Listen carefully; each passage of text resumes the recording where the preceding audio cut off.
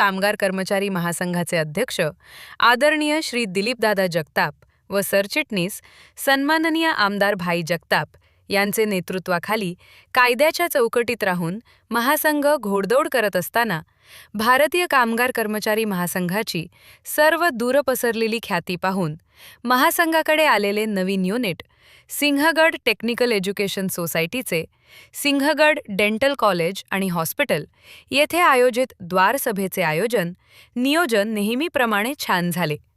द्वारसभेचे सूत्रसंचालन करताना श्री सचिन बाड व युनिट कमिटी पदाधिकारी यांनी सिंहगड डेंटल कॉलेज आणि हॉस्पिटल मधील कामगारांच्या हृदय पिळवटून टाकणाऱ्या व्यथा समस्या मांडल्या.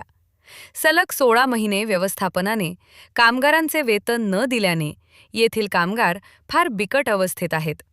या सर्व गंभीर समस्यांचे गांभीर्य ओळखून नेतृत्वाने भारतीय कामगार कर्मचारी महासंघाचे उपाध्यक्ष माननीय श्री सदाभाई चव्हाण यांच्याकडे या युनिटचे प्रमुख म्हणून मोठी जबाबदारी दिली आहे. युनिटमधील कामगारांच्या समस्या व उपाय याचा संगम आणि व्यवस्थापनाला इशारा देत द्वारसभेत महासंघाचे उपाध्यक्ष सदाभाई चव्हाण, कोषाध्यक्ष SR सावंत व उपाध्यक्ष ॲडव्होकेट श्री विलास चिखले, हुतामाकी युनिटचे श्री रामदास पाटील यांनी कामगारांचा विश्वास वाढवणारे व त्यांना धीर देणारे उत्कृष्ट मार्गदर्शन केले.